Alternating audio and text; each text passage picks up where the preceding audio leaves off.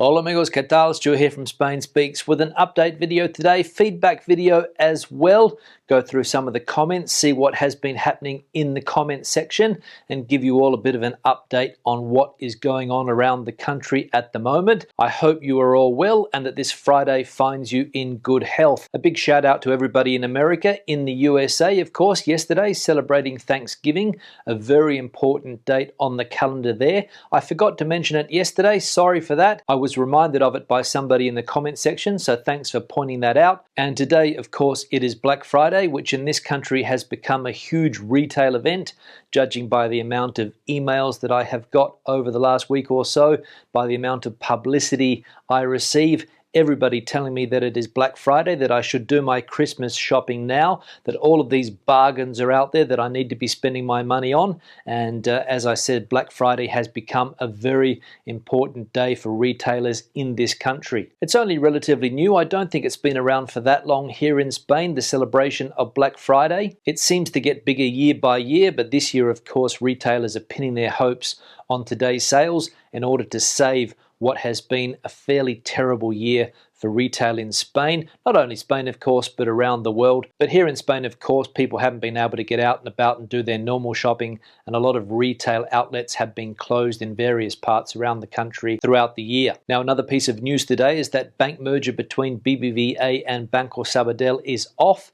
Banco Sabadell has said that they don't want to go through with the merger. Not really sure what the reasons are, but I read today in the paper that Banco Sabadell would prefer to concentrate on the Spanish market. But I also imagine that there are a few other reasons as to why that bank merger has been called off. The Health Ministry has also finalized their vaccination plans. They're going to split the population into 15 groups. These groups, of course, are going to be prioritized, and the first groups are going to get access to the vaccines between the months of January and March. Something like 2.5 million people are going to have first access to this vaccine. Now, I've got a list of the 15 groups here, so I'll read them out to you. So the first phase and the first group of people is the elderly and people with disabilities in nursing homes, as well as the health and social health personnel who attend them. Frontline health personnel, the rest of health and social health personnel, and then we have large and non-institutionalized dependents. Phases 2 and 3, as we can see, the order of priority is not yet defined, and that is for the rest of the population over 64 years of age. Then we have people with high risk conditions, but also medium or low risk conditions. Then we have people who live or work in closed communities and environments. Next up, vulnerable populations due to their socioeconomic situation, people with essential jobs, company staff. Then we have the child population, followed by adolescent and young population over 16 years of age, as well as the adult population.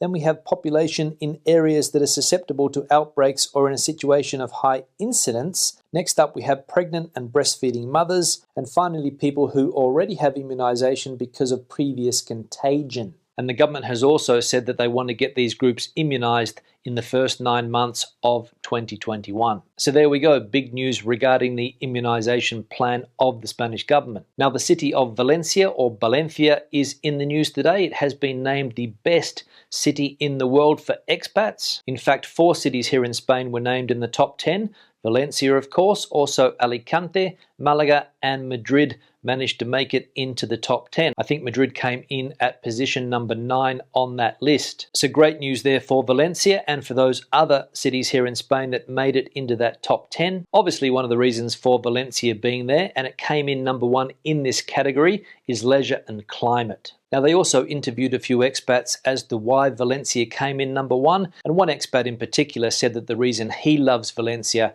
is because it's a manageable city, it's not a big city, and you've got access to good beaches. I did an interview video a few years ago with a guy called Alex, who came from South Africa to live in Spain, and he and his family chose Valencia as the place that they wanted to live, and those were some of the reasons also why they chose Valencia: the climate, the laid-back lifestyle, the leisure options, and the overall good vibe that the city has. So lots of people no doubt looking for that Mediterranean lifestyle, and that's the main reason why 3 Spanish cities are in that top 10. As I said, Valencia, Alicante, and Malaga, all offering that Mediterranean lifestyle. Now, there was also a bit of feedback about my Christmas comments yesterday. I didn't mean to offend anybody. I saw somebody took offense to something that I said there about Christmas here in Spain. Somebody said that they were astonished that I didn't clarify just how important the Reyes Magos Day is for kids here in this country. Sorry to astonish you, I did a whole video on Christmas in Spain last year. You can check that out if you want. And I'm fairly sure I mentioned the importance of that day. I don't have time in these news videos to go through every single point. I'd love to spend 5 or 10 minutes talking about the subject of Christmas